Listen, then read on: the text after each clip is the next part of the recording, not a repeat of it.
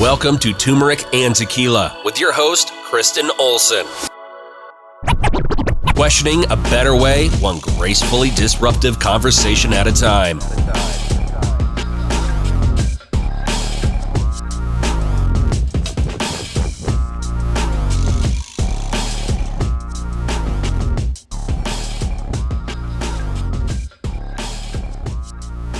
Welcome to Turmeric and Tequila. I am very excited to be with you today. This is a very poignant conversation and it's coming up in my world. So I always think, God, universe, Madonna looks out and then all of a sudden it comes through and we have a local entrepreneur in the house. So we're checking all the boxes.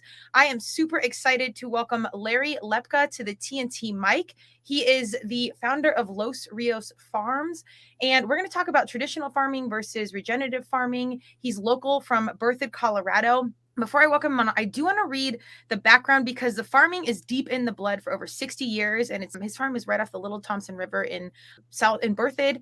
But I want to read the background because he's so intentional about this, not only being in the blood, the schooling, but all of the communities and groups and all the initiatives that go around farming he's involved with. So we're going to lean in. He is a CSU alumni with a degree in agricultural business and a minor agronomy. We're a member of Farmhouse Fraternity, was a member of the national champion meat judging team at CSU, was a proud member of the Future Farmers of America, where he held the position of state reporter in 1979 to 1980 and created the first year of the ongoing Colorado FFA magazine. He holds the FFA American Farmer degree. He is currently president of the Little Thompson Watershed Coalition, which was established after the 2013 flood, was a member of the Larimer County Agricultural Advisory Board to the County Commissioners, is a member of the Rocky Mountain Farmers Union, Colorado Coalition to Enhance Working Lands, Citizen Science Soil Health Project, and several other soil improvements and livestock associations.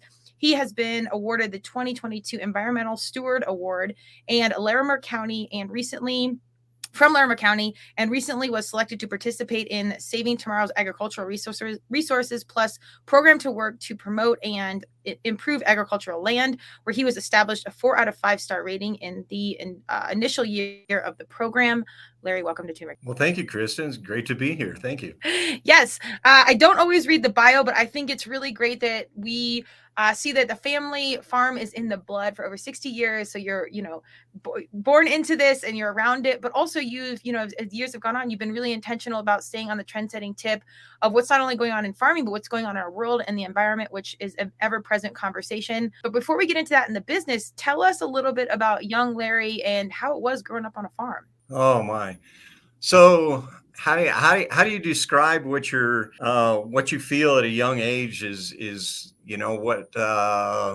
how do I describe it? I guess it's just a calling. You start smelling the dirt, you smell the cows, you smell the horses. It's just one of those things that it just stays with you. And where does it come from? Well, I think it's a heritage kind of a thing. I didn't grow up to be a cobbler. I didn't grow up to be a baker. I grew up to play in the dirt. And so that's where I am. That's what I do. That's amazing. Well, and I mean, was there pressure from the family to be like, learn the skill, learn the trade? Like this is going to be in your hands one day? No, actually kind of the opposite. It was more a situation of my dad was actually an electrician for a long time, and he wanted to get back to the farm. And I was very young when we did that. And it was kind of, I hate to say it, but I was kind of living his dream to a degree, but I had no pressure on there. I was, it just came natural to me because it just felt right. That's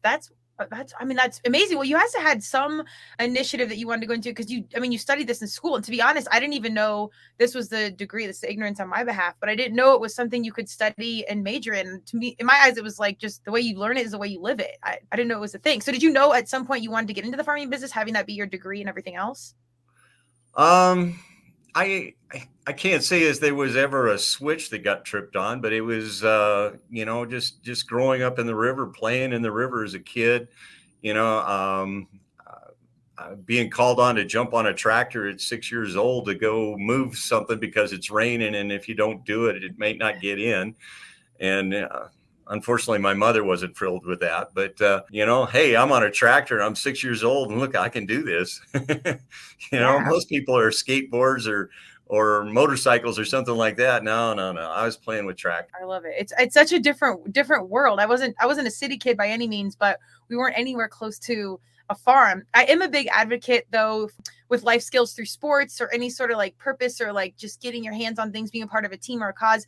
Do you feel like you got a lot of your life skills and the way you do things now from farming at an early age? To a degree, but I participated in all those other things too. You go into a smaller school, you were on the football team, the track team, the basketball team, you were a National Honor Society, in the choir, in the band. When you're in a small community, that's just kind of what you do. You got to fill all the spaces because there aren't enough bodies to go around. Yeah. Point did you take over the farm and it was fully yours? You were fully responsible for all of it? It was kind of like somewhere in my high school years, my dad just kind of like, hey, you going to do this? And, he's like, hey, I went to the auction. I got this piece of equipment today. Is that going to work? And I'm like, sure. Okay. And he says, well, I got it in your name. You paid for it. I'm like, oh, okay. So, it was encouraged early. Like I said, a lot of parents nowadays, we criticize them for trying to live vicariously through their kids. Well, my dad was doing that, but that was what I wanted to do. And I just didn't know it. He was showing me the way. And obviously it wasn't big equipment. I didn't grow up with a whole lot of stuff. I mean, it's not been handed down other than the farm itself, but we've earned it. We grew up in it. We matured through it. And it's farming's a hard business. So you got to work really hard to keep it within the family and keep the tradition going. And so that's kind of where I am right now. I love that. Well, the pride that's there when, it's built on, the hands and the backs of so many of your family members and generations. And there's just a lot of pride in it. And the industry is ever changing. I don't know a ton about farming, but I really do try and keep my eye on what's going on. Obviously, environmentally, just as an American citizen, we try and keep our finger on what's going on politically-ish. And, and health, fitness, and wellness enthusiasts trying to find out, how do we fuel correctly?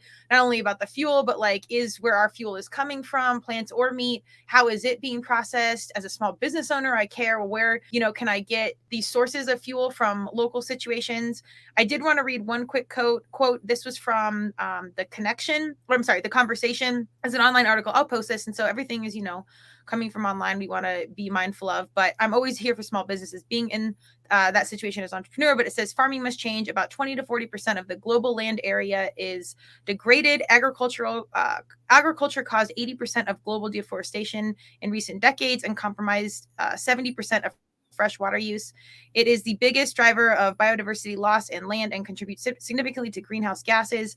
Here's the part I care about. It says global corporations such as Nestle, PepsiCo, Cargill, and Bayer dominate the food system. Some of 70% of the global agrochemicals market is owned by just 4 companies, and 90% of global grain trade is dominated by 4 businesses. This gives these corporations immense power. Do you want to respond to that? Oh my gosh. We don't have enough time for me to respond to all of that, but no, I actually have a presentation that I put together, and I go to different organizations and that kind of thing. Been to some distilleries and breweries and that stuff, given the science side of things. And where we screwed up really, really bad in the United States is when we had the great land rush. We pushed our Native Americans off. We killed off all the bison, and then we sent all these people off to buy cheap land. You buy a quarter land for basically $12. And the worst thing we did was we put a plow to it. So we had this near perfect ecosystem, and we sent all these people out there. Hey, go live your life. Well, we tore all that ground up, all that sod out. We chased all those animals away. And so then we had the big dust bowl in the 20s and 30s.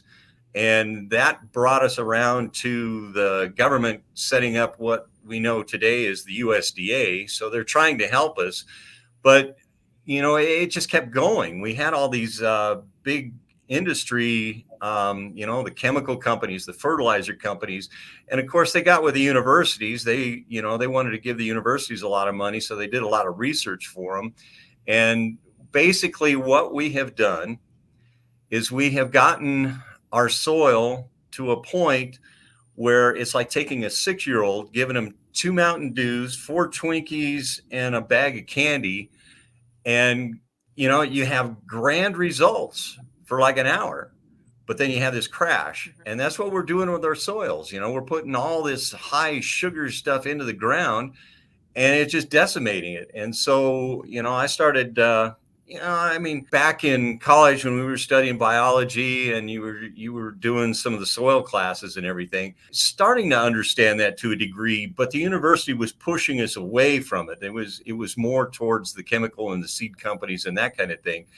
And, it's probably been 20 years ago that we've had a few, I would say, rabble rousers or renegades, but it was out of necessity that they went back and started looking at, hey, what am I doing wrong here? And you started taking all those inputs away and you started studying the ground.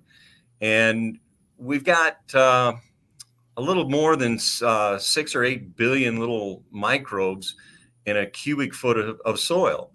Well, when you start adding all those chemicals, it's just like that kid. You put a huge imbalance in there, and so then you get the heavy rains or winds or whatever, and we're just destroying the soil. And so that's been my concept: is how do we build the soil? And then when you do get that soil build up, then you've got these healthy microbes, which are making healthy plants, which in turn we have animals that come in that are now becoming healthy, and so that's our food source.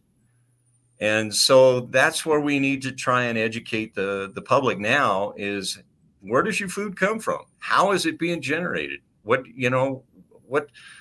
the facts behind it? Let's know the truth rather than what's being told to us. Amen. And that's why we're here on Turmeric and Tequila. It's two opposing things that can coexist. And so, we're really questioning that better way. We're always here to disrupt gracefully big food and big pharma, but mostly to empower the consumer, become conscious consumers, look out for yourself, start asking questions, understand how everything fits together. The more I learn, the more I see how much the Indigenous people had it so right, fueling spiritually, taking care of each other, land, tribe, community. And there's so many things that said it, it just continuously hurts my heart of how much we disrupted those otherwise near perfect systems. But I think you did a really great job of explaining that. It is a huge topic and there's a lot of details, but the main through line is questioning what you're eating, how you're consuming. I mean, consuming really anything, food, social media, whatever, but how that's really impacting you on the long game. Did you happen by chance to see the documentary Kiss the Ground? Oh, absolutely. And then the sequel that's come out is Common Ground. Oh, I haven't seen that one yet. Okay. Well, that's it. That's what I was going to say. Recommend this. If you're listening and you're like, I know a little of this about this, but I don't know a lot. Kiss the Ground is amazing intro to kind of like builds up history. It breaks it down. It doesn't even get too political into the business. It does a little, but it just gives you some background on why. And I think it's a great entrance into questioning a better way and how, who's doing what and how you can find the right sources that can really serve you and your family.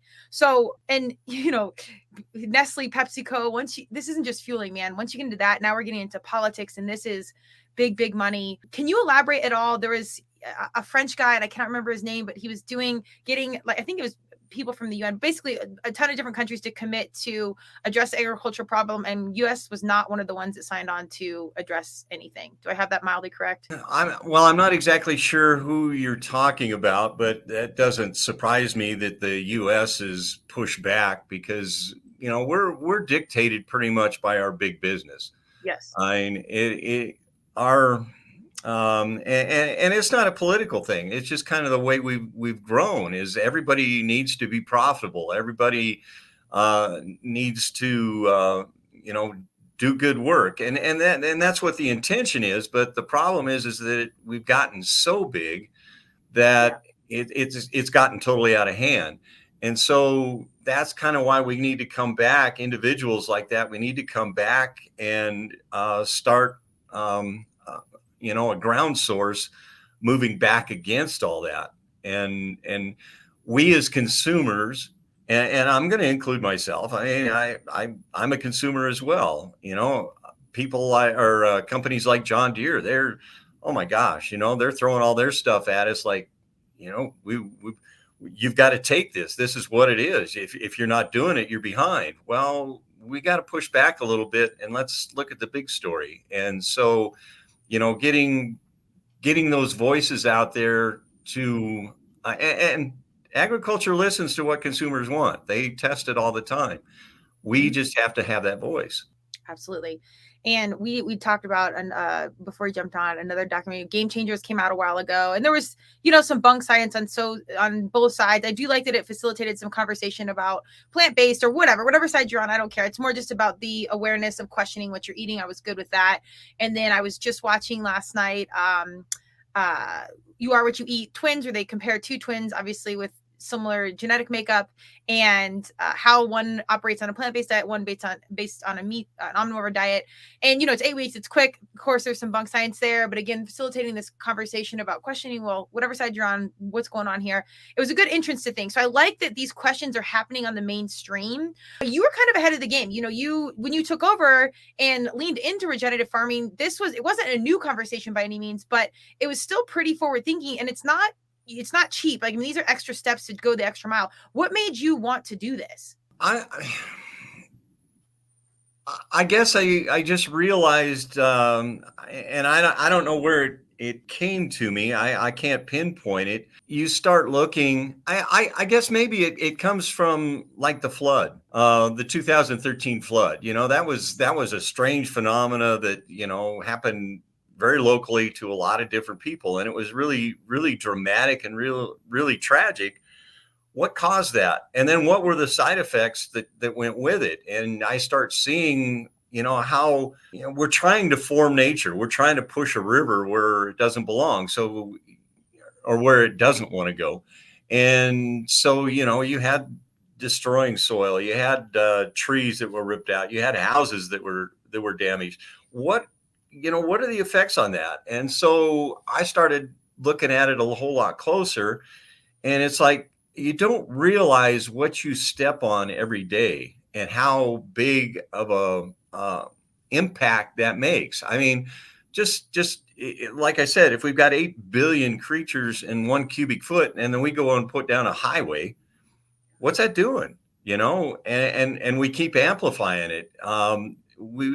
I guess we just need to be a lot more cognizant of, what's out there. What are we hurting? What are we gaining by putting our technology and our individualism out there? I mean, you look at it, and everybody wants to have this immaculate lawn, this green, wonderful lawn. You've got all these companies that come out there and, oh, here, let me fertilize it, let me spray it. I mean, we're just doing it even in our yards. Nonetheless, what we're doing out in the farm. So we've got to back up and look at the big picture and see what's going on. So for me, it was, what's happening? Why am I getting weeds? The kind of the big thing that hit me is we started getting kochia. We're becoming immune to the sprays we were putting on. And I'm like, whoa, what's going on here? And, you start doing some research, and then you found out, oh my, this is not good. We've got to look at it differently. So back up and let's try and reduce what we're putting on, all those chemicals, all the fertilizers, because everything's unnatural. One of the stories that I learned long time ago is you put anhydrous ammonia into the ground. Well, it kills the ground for 6 weeks. It's actually longer than that. Yeah. If it's something that you can't ingest, why are you putting it in the ground? And if it's harming us, what's it doing to all those other creatures that we totally depend on? Absolutely. I really applaud that, because it's when money's coming in and a lot of these bigger businesses are disconnected from the source. So it's easy to look the other way. Coming from marketing and branding, I felt a heavy responsibility to start telling the truth. And that's why we have this podcast. It's not all just smoke and mirrors, particularly in health and wellness, because there's a lot of filters and fakeness happening, and there's a lot of good. But to step in and take responsibility where you feel it, I think is really important, not only for business and the long game play and just doing the right thing, but in that, like, for your soul. I mean, did it matter to you as a person that you were going to do the right thing? Well, that's what we have to do individually. I mean, you have to decide yourself, do you want to be a taker, or do you want to be a giver?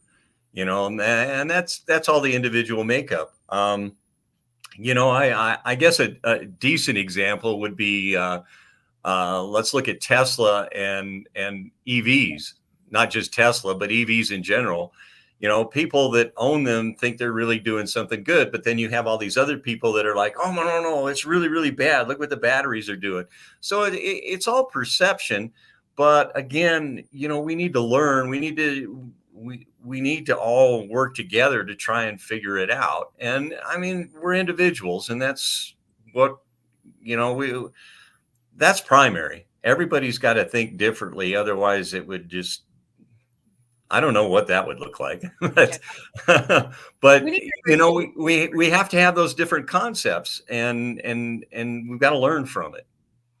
100%. It is. And that's what, and again, two things that are like can coexist, and we can find a solution, even if we're not, seeing things eye to eye. There is always a middle ground. Well, so when you went to farming, let's just, so in case someone's not super privy to regenerative farming, can you break it down to us? What is regenerative farming and why it's different from traditional practices?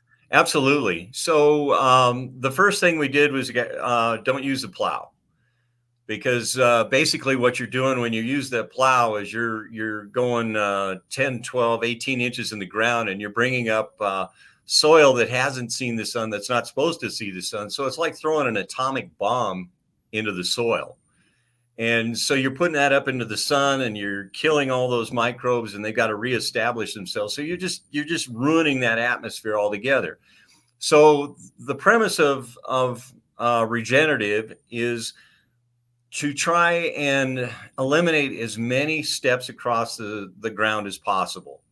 And what we try and maintain a green living root in that soil at all times.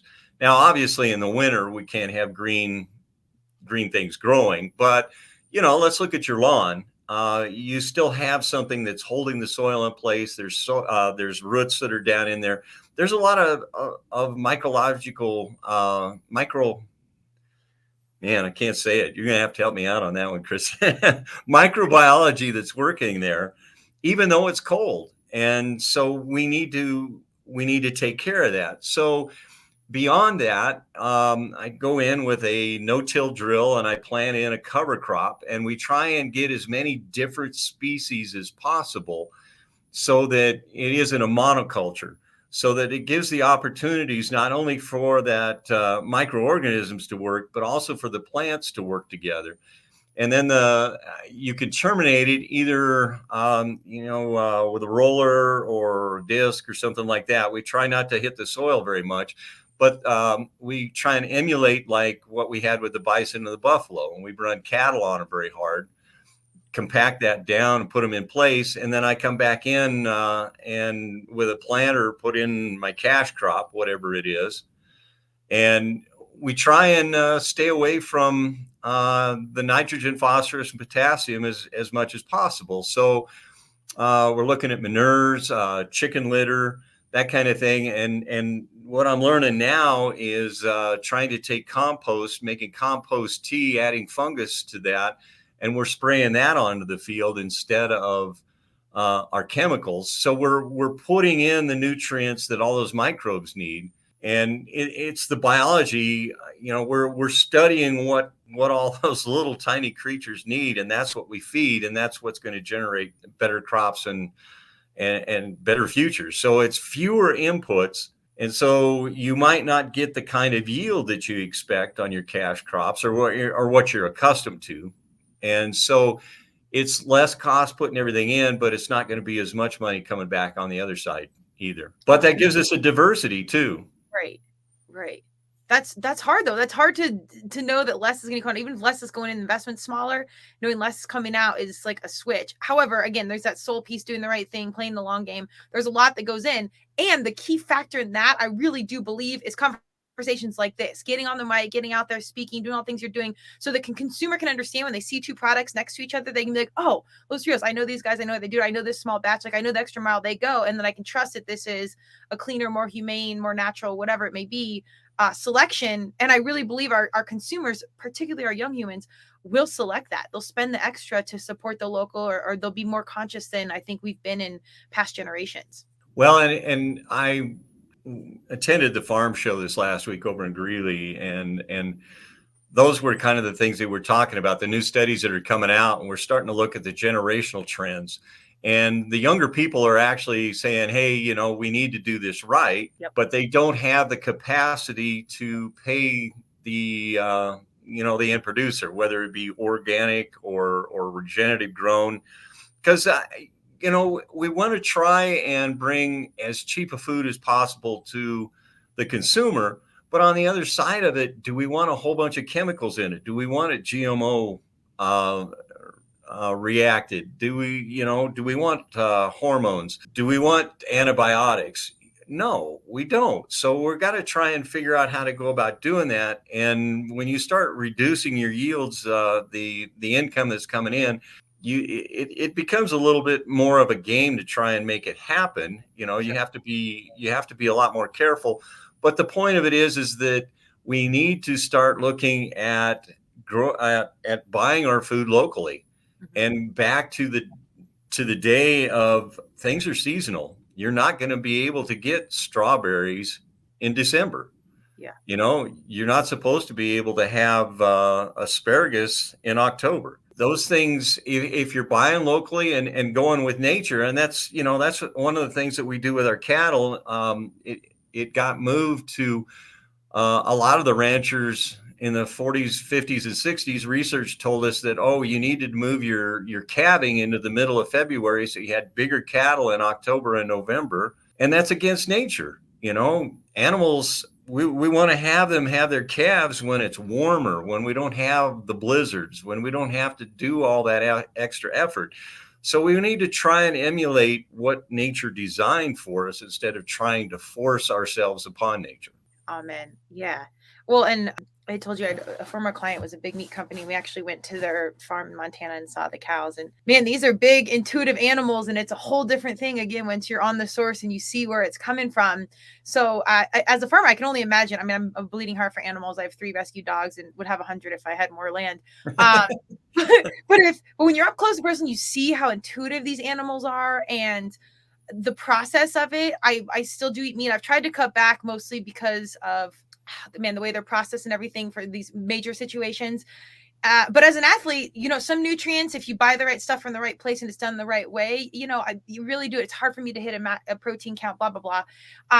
So I'm on both sides, but the silver lining is finding that middle ground and finding the right places to get the right stuff and supporting the right causes. And that trickle effect not only is good for your health, it's good for the community. It's good, politically. It's disrupting some of these bigger businesses. Like some of these conversations and the way you can show up a store and vote with your dollar really makes a big difference. And I couldn't agree with you more about the accessibility and finding that middle ground to where, there's food deserts and everything else. We have to make this good stuff and a price point accessible and keep us open for business. So I can see how that's really a tough line to walk, but I applaud any business doing it the hard way, because you could just do it the easy way and keep going until it's not there and just seeing what happens next versus planning it out and really trying to do the right thing. So you hit a point there that I wanted to elaborate on a little bit. Just like we try and you go into a restaurant or something and you go to the salad bar and you're like, oh, hey, I want this, I want that. Well, there was a study that was done where they actually got and watched the cattle, and cows will eat different plants when they're not feeling just right. They'll go and they'll eat a specific plant, and then the next day they're going to go and work on another one that they know in their bodies what they need. And so that's why it's so important that we get away from the monoculture, that we're not planting just one species, that we have a myriad of plants that animals can go through so that they can pick what they need. So we generate a salad bar for them to choose. That's awesome. And they know. Yeah. I saw it firsthand. You could touch their nose and it is a spiritual experience. And again, I'm not here to say to do not eat meat, but at very minimum, connect to what it is that you're eating, understanding the sacrifice that goes in and the giving and just connecting to that process in any capacity. It doesn't need to be super woo and go to the next level, but just an awareness of what happens and the sacrifice and one thing coming to your nourishment. It's a whole thing once you really get close to the source and see it firsthand. tell us a little bit about the crops that you guys do have or practices around the cattle that you do different. Well, we talk about the crops. Obviously, I can't farm as many acres as I would like to. And because of the growth coming in on us and our land is pretty finite where I farm. So I'm trying to figure out how to do more with less. And so the crops that I do, I have a pretty large garden. I've specialized in heritage tomatoes. I actually started raising the tomatoes right before COVID, had things all lined up to go to restaurants, and then COVID hit. And so that was a huge pivot. And that's when I decided that maybe we need to start looking at selling direct to the consumer instead of, other means. So with the garden, I try and experiment a little bit with some stuff, find out what people really want besides those heritage tomatoes. And funny, turmeric came up on the list to look at the other day, and I'm like, maybe I need to try that a little bit. I don't know of anybody growing it around here, so I might have to do that. But a list of other things, there's kind of the homesteader movement where it's moving back to the heritage grains, and so I've raised some heritage wheat, the old varieties of wheat that came from Russia and Estonia. So like the Turkey Red, and they work a lot better when you're making your sourdough. And that's a perfect example there. I'll go off on a little bit of a tangent here. Is we've gotten so mechanized with wheat, for example, that they take that kernel and they could chop it up into so many different things that, we're seeing the celiac disease, and we're, a lot of other immune issues. Well, it's because we've more or less bastardized the wheat. We've crossbred it to fit our need instead of our environment. And so by going back to these heritage grains, people can actually go back and they start not having the same issues that they had by just buying Wonder Bread, Yeah. And so, sorry for that veer there, but other crops, I'm raising buckwheat, looking at doing some safflower. With the cover crops, we have a myriad of things in there that we plant, everything from rye, radishes, brassicas, legumes, all kinds of legumes, peas, and that kind of thing.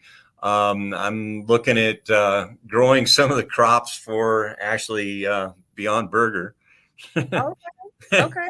And that comes down to yellow peas and some Milos and stuff. And then most everything that I plant is, can the cattle eat it? Can the livestock eat it? Can the pigs eat it?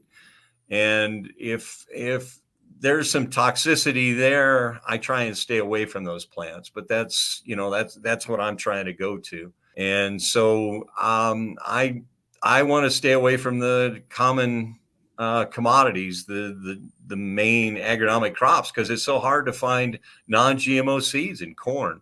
I've been down the road of dealing with big business. I've raised sugar beets, we've raised onions, I've raised pickles, pickles, and Coors barley. I raised a whole myriad of things over the years, and big business, selling to big business, sooner or later they turn on you. So it's best if for me to try and get direct to the consumer and people that are really conscious about what they want to eat and where it comes from. And I open it up. If you want to come visit, you want to learn about it, I'm more than happy to help you learn. I was just going to ask, do you have tours, or do you invite people up to come see the operation and whatnot? Anybody's welcome. You can come down and set up a time where you can come see what's going on here. I mean, it's not glamorous by any means. It's not pristine. It's a working farm, and there's, buildings that are falling down that we're trying to fix up, trees that need trimming, that kind of thing. So anybody who's interested in wanting to learn, I'm there for you. I want to help you learn. I want to help you understand. I love it. And like I said, just going that my experience of being up close with the cows, or I'm like, you're very experiential. Go on a farm, go see it. I would love to come down at some point and we'll go live and we'll get some footage or anything. And we never need glamorous. We just always need real. So however it is perfect for us. But just to see it, connect with the roots, connect with, it's just seeing stuff growing fresh out of the ground is so different than when you buy it in the store, and you can taste the difference if you've ever oh, it's not, it's amazing. And again, you can just connect to how you're nourishing your body. And even if you're not into the woo and the spiritual, it really, it shifts you. It's different. You really appreciate it. Oh, absolutely. And maybe that's one of the things that has me here is I've always eaten very, very healthy and not knowing it. Unfortunately, I don't grow a lot of fruit, so I have to go and buy those things. But, there's nothing better than making pickles or canning tomatoes, and you need to get back to your food. I mean, everybody wants to cook or needs to cook, and learn how to do it again. And I'm more than happy to share recipes. It's like when people buy a half or a whole cow for the first time. They've never done it, and they don't understand that it's not just hamburger and it's not just steaks. You got to have the ribs and you got to have the roast, and hey, there's liver and tongue too. Yeah. All those things go into it. So it's an education process. If people want to do that, if you've got the freezer space, hey, I want to help you. And then we'll help you go through so that you don't have a whole bunch of roast left over. There's nothing better than taking a good roast and slow cooking that thing on a winter day, and then tear that thing down and throw some homemade barbecue sauce on it. Now you got pulled beef to make your own tacos. It Yes, may have taken some time, but hey, bring the kids in, show them how to do it. Well, the house smells good, and I've ordered I mean, as CrossFitters, we're meat eaters, well, for the most part, and it's more economical. And this was like a long before I really had a conscious conversation of how meat was sourced, some of these processing things that are just really brutal, and discussing. The more I learned about it, I was like, well, we'll go local, we'll find a way before I ever buy something out of the store again. But connecting to it and having, like, when you get that shipment, even knowing that was like a quarter of a cow or a whole cow, is, again, it kind of connects you to the sacrifice and what it is. So then when you're cooking it, like, I'd be very intentional not to burn it, not to waste it, because I don't want to waste a piece of the animal that was sacrificed, essentially. And again, you don't have to get this too far into the woo of it, but just that conscious mindset of, like, this was a living, breathing animal. Now it's here, and it was sourced by someone really intentional, and it was a whole process, and you just connect to it a little bit more, and you appreciate the experience. It's almost like grounding a little bit. Oh, absolutely. And, I get a lot of people that, oh, I don't want to see the animal that you're going to butcher, kind of a thing. Hey, whether they're 2 years old or they're 8 years old, they're all going to die. Yeah. So, they got one bad day, and One way to look. I guess we're all kind of in that ship, though. Like, it is well, what it is. yeah, I mean, nobody's getting out of here alive, right? So, they have their purpose, and it's hard not to befriend all of them. So, I my girlfriend, she wanted to go out and name a whole bunch of pigs and stuff, and I'm like, you really don't want to do that because you get that attachment. I said, that's fine, go do that. Name the chickens, because then they're going to be around a while. Yeah. So you don't want to do that, but man, I can't express to you the flavors that you can experience, and getting back into cooking and doing it, taking the time to do it and know how to do it. And I think that's a lot of it. If people are intimidated, they want it quick, they want it now, but we need to slow down. We need to appreciate. And I think one of the things I heard a long time ago, that, somebody traveled around the world and they came back and their friend didn't ask them of their experiences. They said, how was the food? And that's what we need to connect with. And, like you do in your CrossFit, there's all this keto and Everything. I CrossFit. We'll buy anything. just eat healthy. And if you're eating healthy and you're getting food that is high in the nutrients, it's packed with the nutrients, unlike what you're getting in the commercially made stuff, it gonna make a difference in your performance. There's no doubt about it. I mean, you professional sports, particularly in the NFL, those players are very, very particular about the food that they eat and what goes into their bodies. And that's more of a science than anything else. And so, I'm happy to help those kind of people learn and find out what's really going on. And when you can have nutrient dense foods instead of just eating celery type foods, it makes a huge difference in your performance, even mentally, day-to-day stuff. As I was going to say, it's so much beyond even performance. Like, even if you're not a high end athlete, or you just want to, day to day be able to chase the kids up the stairs or stay awake during a Zoom meeting, whatever it might be. So what you're eating in your stomach connects, your gut microbiome connects to your brain. And we haven't even talked a lot about mental health. But long and short, I always think money is the sell point for people. Like, well, I can't afford to do this, whatever. I get it. However, if you really take that macro picture, the better you eat, the cleaner you eat, the more intentional about the sourcing, the less you are in the doctor, the less you're relying on your insurance, the less you are, outputting to all these other expenditures. And it takes time to kind of put that, make sense, because you do have to pay a little bit more upfront for, clean eating and whatnot. However, long term, it's amazing. So even if you're not that high performer, this is really important for everyone. Like, get off these insurances and relying on any sort of systems, because at some point you got to empower yourself and look out for yourself, because we're sold a lot of messages. Well, and a lot of people are kind of sticker shock when they first see what I'm asking for some of the product. But when you get right down to it, do you want to spend $9 a pound for a hamburger, or do you want to go to the store and buy $1.99 and get all the GMOs and the antibiotics and everything else that you're not paying for? The other thing that I saw the other day is that somebody hadn't had a Coke in like 20 years. And they thought, oh man. And they went and they bought that Coke, and they opened that bottle up and they drank it, and they said, man, it tasted like crap. Yeah. Well, that going back to that big business, when they were having trouble getting products, it's easier to add sweets. It's easier to add sugar, fructose, those kinds of things. And then, oh, wait a minute, we're having trouble getting that. So let's add a little bit of water. Let's see what that does. So the product quality that we're getting out of our producers are not what it used to be. And so we're going down that, and that's why you're seeing so much more immune disorders, diabetes. It's a lot. I challenge anybody, go to the grocery store, read the contents, and if sugar isn't in that product, email me. Yeah. Yeah. So I won't get very many emails. There you go. Well, it's disguised under fructose, sucrose. Like, you got to also know what you're looking for, but it's in there, even if it's like they try and disguise it under something else. But it's a kicker, and it's a shame that like our American government systems don't regulate this better anymore. But I have tons of friends, like what you're saying, they travel internationally that have celiacs, and they can eat bread in Italy, they can eat pasta right. in wherever. Like, it's totally, the food systems are so different. They're not having any reaction to these international cuisine. I mean, it's remarkable how a lot flies by in the American food situation. Well, and kind of another example is, microbreweries.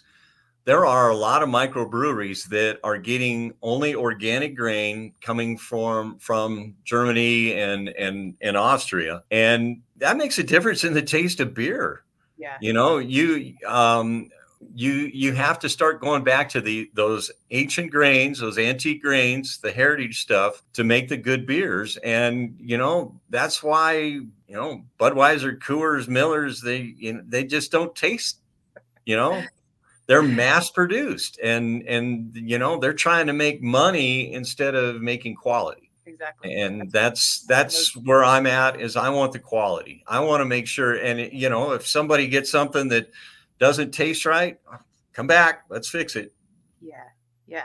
I love it. And going that extra mile, again, I really have faith our young people will lean in. And once they understand the price point and the investment, which a lot of them do, I mean, it's pretty remarkable to see, under 25 spend $5 for a green juice or whatever. I mean, it's more lunch money than I had at that time. But they're way more connected than my generation was. So I love seeing that evolution, because then again, we're healthier humans, happier humans, mental health, like the ripple effect is massive on all levels. I would love to know anything else you want to share about the farm that makes you guys different from traditional practices, alongside the regenerativeness and just the intentionality that you guys do different, you want to share? Well, I mean, there's quite a movement. There's not a huge number of farms that are doing what we're doing. It's a slow transition because it's ingrained in everybody, whether it be the banker or the chemical company. That's the way grandpa did it, and so that's the way I'm going to do it. So change is sometimes hard, but then on the other side of it, change is mandatory. Mm-hmm. And so things that I do different, I I don't farm like anybody else around me. And, lots of times I end up being the coffee shop fodder just because what the hell is he doing? And I like the mystery, Yeah. Yeah. that keeps it going. But I'm trying to learn how to use the products I have. Like I said, we have all these trees here. If I can make biochar and then the compost tea, you know, people throw so much food away. I'm trying to figure out how I can get those food scraps, come back and let's make compost. Mhm. Let's mix it all up and get that fungus out there. So it's a product that I can put out into my crops. But on the other side of it, how can I help other people? So that's what kind of differentiates me, is that I'm always trying to figure out what I can do to help the community. I love And I just need the community to come back and reciprocate. And, let's take the time. Let's sit down and talk about it. Let's go out and take some tomatoes. I love it so much. I mean, this is why it's so great. And full transparency, Larry reached out to me and I was like, man, how the heck did you find me? Because this is cool. You don't necessarily have a lot of farmers wanting to come on the mic to talk about No. things because there's stuff that they don't want to share. So it's such beautiful, graceful disruption in an industry that really tries to close the door on a lot of stuff because a lot of it isn't pretty. So when you get someone that is an outlier that's like, here's the truth, I'm not going to tell you it's even perfect, but we're doing the best we can transparently to do the most right thing in the fastest amount of time and pull back the cover and say this is what it is. You just don't, especially in this industry, you don't get a lot of that. So I think it's big, and I think the world will see you. I think they'll see it, and I do think you need intentional communicators like consumers, and need that community to show up. But I really believe conversations like this, clearly I'm biased, are powerful because people are listening and they will take action to support intention. Well, I think farmers are afraid to open up because there's so much stuff about how animals are mistreated. You invite somebody onto your farm, the next thing you know, they're taking a video, and then you got PETA showing up going, oh, you did this wrong.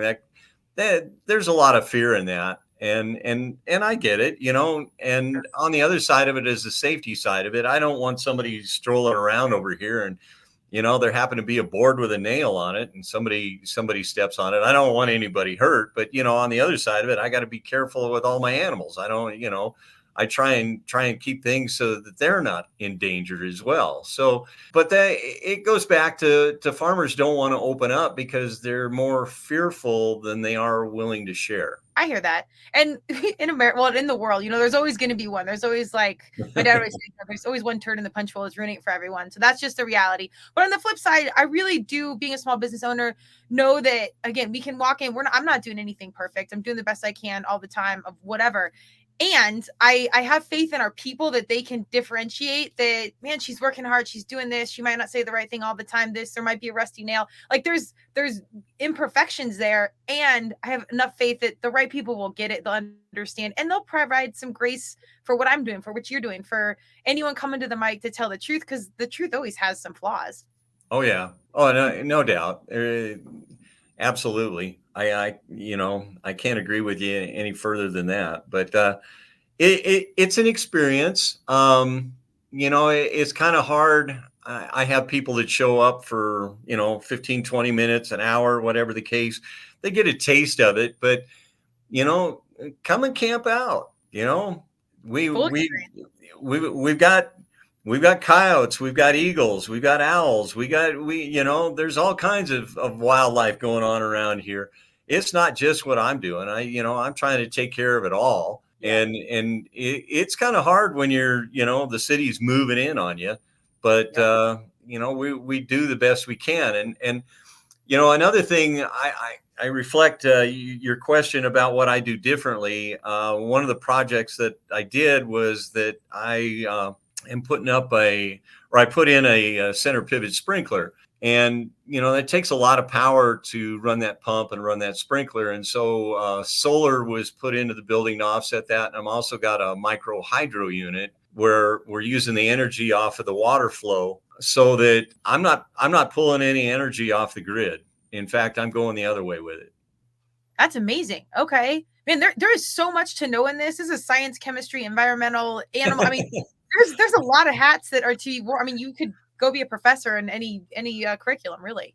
Well, yeah. I mean, in the science side of things, I don't only have to go 2 steps and we can have a full science class, but then you got to get into the finance side of things, the insurance. I mean, yeah, farming is yeah, also, you're kind of your own doctor to a degree. And when you got animals that are sick, what do you do? And it's, yeah, and every day's different. The adage that I really love, and I think it was Ben Franklin, I think is who said it, was that you do the same thing over and over, you're going to get the same results. When we have something good happen and I try and emulate that, I can't ever get it. So no, even though we do the same thing over and over, it's going to be a different result every year. Yeah. Well, you're dancing with Mother Nature. I think that's Oh, always a different dance, man. You got yeah. to respect the larger power. But also, how exciting is that? I mean, it might keep you awake at night, but like it's a new day. Well, that's the challenge. I wake up every day and look out and go, all right, what are we going to do today? My to-do list will never ever get filled. There's no doubt about it. But it's like, all right, what can I accomplish today that is going to benefit me and make it easier tomorrow? I love it. Yeah. That's attitude. I mean, metaphor for life. Apply that to any industry, and I think you will find success, but not only success, but also peace in what you're doing, which is really important piece of the mental game. I appreciate that. Thank you. Yeah. Well, do you have any if someone's new to this conversation and they're not really, if they want to know a little bit about the environment, the political, the big companies, whatever, is there any sort of source? I mentioned a couple documentaries that you would say, like, go check out this website or go this, like, is there anything that you would suggest if people want to learn more and get into the minutia that they should dig into? A lot of this stuff is, what I've learned from there's a lot of practitioners out there. Gabe Brown is a big one. Will Harris is another one. But I try and I put out a newsletter every week, and I try and update what it is that I did on the farm this week. But also I bring up something that bothered me. I think one of the things was we have to pay $1 a bushel, or I don't know, maybe it's 10 cents a bushel or $1 a head, that kind of a thing. And it goes into this big old fund that eventually goes to DC to try and lobby for us. Well, the example of that is like JBS. They do the same thing, only, they're lobbying against the things I'm trying to do, but they have a lot more dollars. Yeah.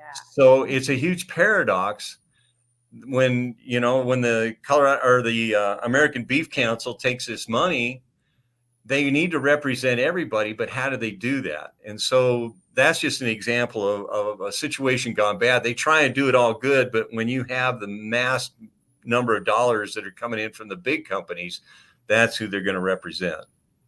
Oh man, we might have to have a few podcasts on some of these angles, because this is like there's layers there. What form of action, what would be like one thing you suggest to people to make the right decision? Would it just be quite simply to shop local?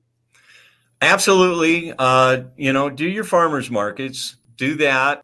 There's quite a few producers that are direct to consumer. Larimer County, Weld County, Greeley, Fort Collins, Boulder, they're out there. They're all over the place. They're Denver, Cherry Creek. Go to my website. There's a lot of information there. Also, Colorado Department of Ag, if you go on their websites, they have a ton of information about what crops are in season, when to buy. They have some brochures out there of local growers all around the state that you can go to. There's agritourism is becoming a big thing. I mean, you go over to Grand Junction, go stay at one of the peach orchards, go. Well, I love just, you go to you travel somewhere, whether it be Portland or San Antonio, whatever the place. I try and get out in the country. I want to find out what the farmers are doing there. It's nice to go to the restaurant and see what the food is, but get outside of the town, get with the people. Where are the locals? That's the thing that's fun. And that's how you tour Colorado. That's how you learn Colorado, is you get out there with where the locals hang. I could not agree more. Well, just really quick, because I'm personally curious, walk us through just like walk us through your day. What do you eat like on a day-to-day basis?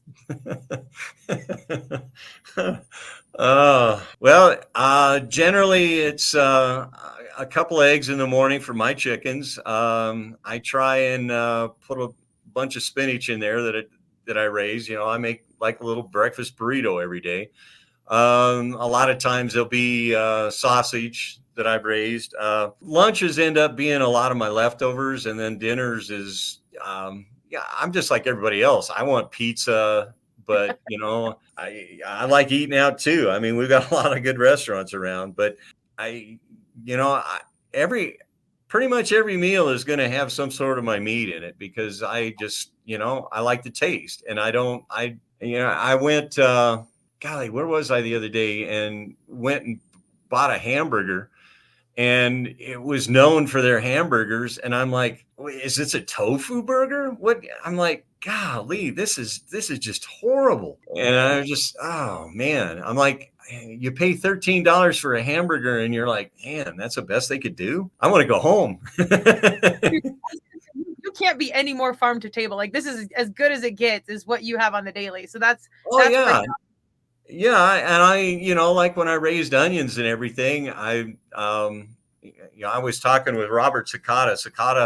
They were the biggest sweet corn producers. I was talking to him the other day, and we'd go out in the onion fields, and you pick up an onion, and I can just eat it like an apple. Wow. I mean, they're that good. And I mean, you go out in the garden, I eat sweet corn uncooked. You're picking raspberries and popping them in, peas. When I'm out in the field, the grain, when it starts getting a head on it and everything, just going, the food's there. You got to find it. I mean, pine cones. What was that saying? What was that commercial?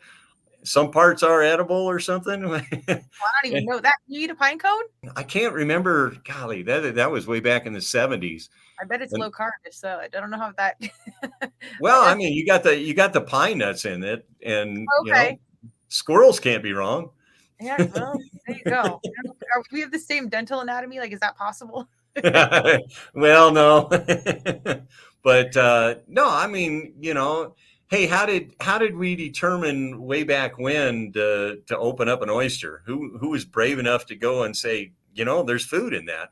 Yeah. I mean, how did we get from there? How did somebody look at a wild onion that was growing and go, man, that really tastes good, or garlic is good. Yeah. Rhubarb, how do you eat mushrooms? I mean, the list just goes on.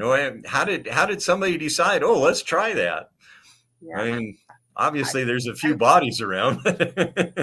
I was going to say, there's always trial and error that you never know what's going to turn, but that's why like the diversity and like cultures coming together and sharing intel streamlines a lot of that process. And then, obviously not only just what we're eating, but like how we're doing things so we can do stuff better, which I think is really a cool thing. Is the farming community pretty collaborative amongst like other farmers?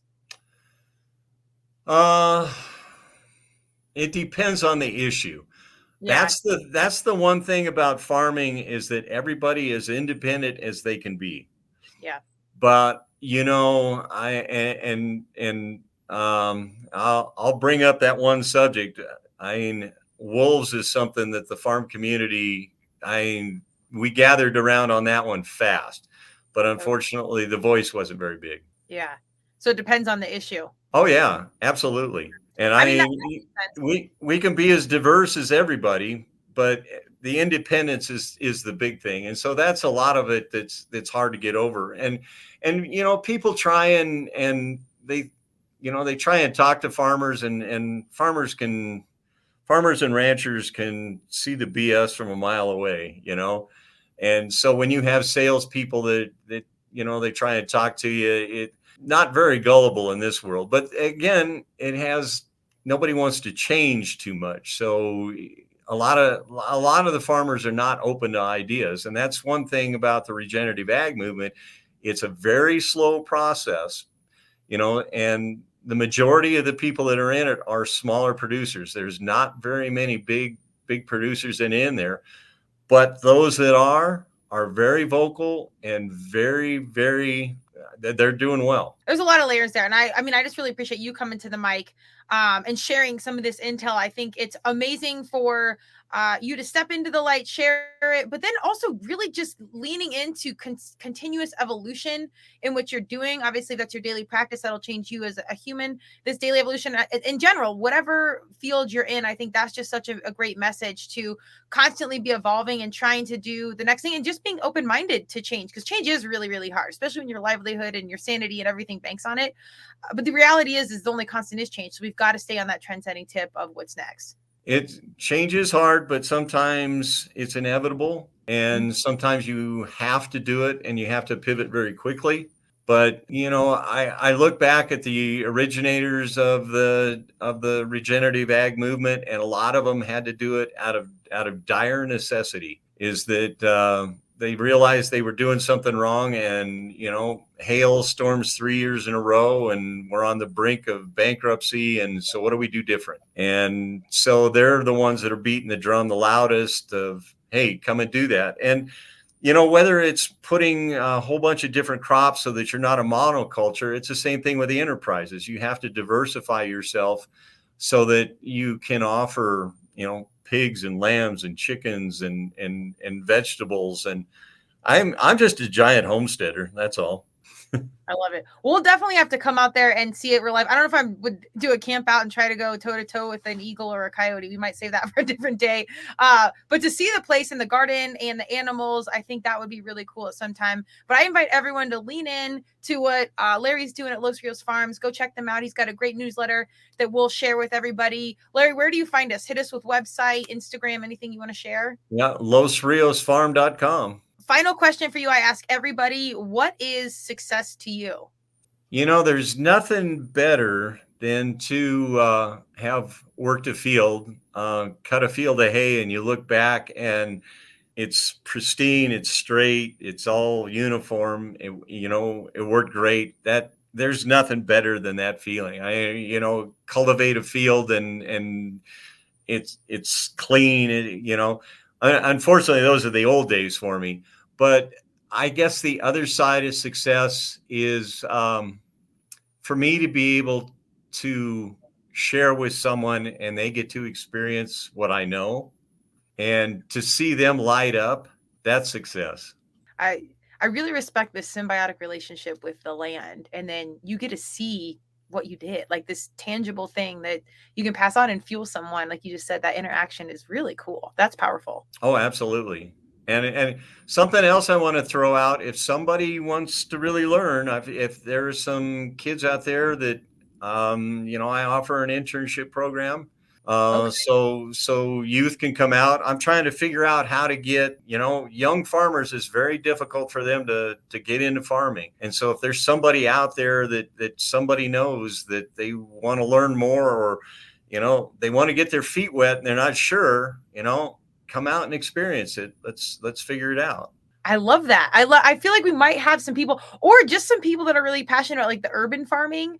I know it's two different things, but people are really getting into doing stuff on their own. So I would not be surprised if somebody hears this and you've got a kiddo running up there to learn the real deal from, one of the local best. That's pretty awesome. Yeah. And start a garden. It doesn't have to be much.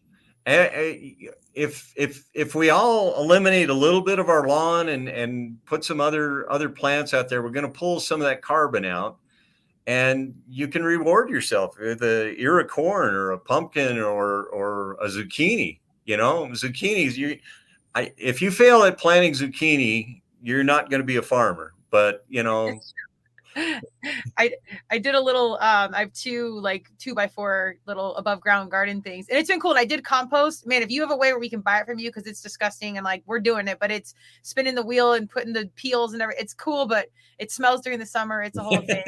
I'm here for nature, but man, if you have a streamlined process where I can send you these and I buy it back from you or something, I'm all in.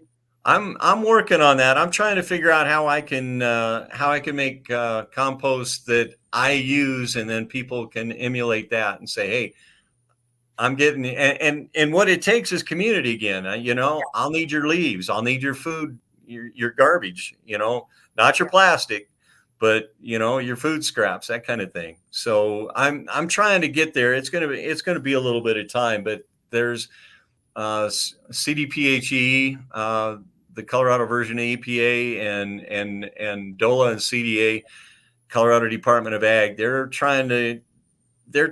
doing everything they can to help us to integrate those things into our system. So we're getting there.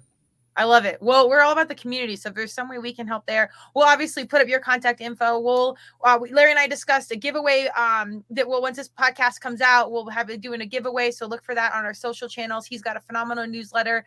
Lean into that. But there's tons of intel. And I really love like I said, the respect you have for the land and the process and the community. It's so much bigger than food and farming. It really is bringing people together and getting us more conscious on our daily, how we're nourishing, our, not only our bodies, but our souls. I know it's pretty cliche, but this stuff as you get older really starts to lean in. So it's good to be mindful of the whole human approach. Fantastic. Thank you, Larry. Yeah. I just want to thank you for coming on. Be sure to check him out. Larry, any final words from you? The only thing is I have lots of ideas, lots of things that I want to try and do. If there's somebody that has an idea that, in the community, they want to do a community night or a farm to table kind of a thing, that we can do it here. I don't have the bandwidth to do it, but if other people want to step up and do that kind of thing, a pizza night or whatever the case, where everybody gets together and make their own pizzas, we'll figure it out. Okay. I like all this. All right. I might have some wheels spinning on that. We'll stay connected. I like that. You never, I'm here. Creative partnerships is what we do. So, but the seed planted, no pun intended, and we'll see where that kind of. Oh no, you got to have all the puns we can, Yeah, no, seriously. Farming makes it pretty easy. But I appreciate your time and energy. Thank you for coming on. I appreciate what you're doing. We'll definitely stay connected. I know I have some fitness humans that are curious about the beef and everything else, but go lean into what these guys are doing. And I love that it's local. Let's go, Colorado. Fantastic. Yes, Colorado proud. Yes. Thank you, Larry. All right. Thanks, Kristen.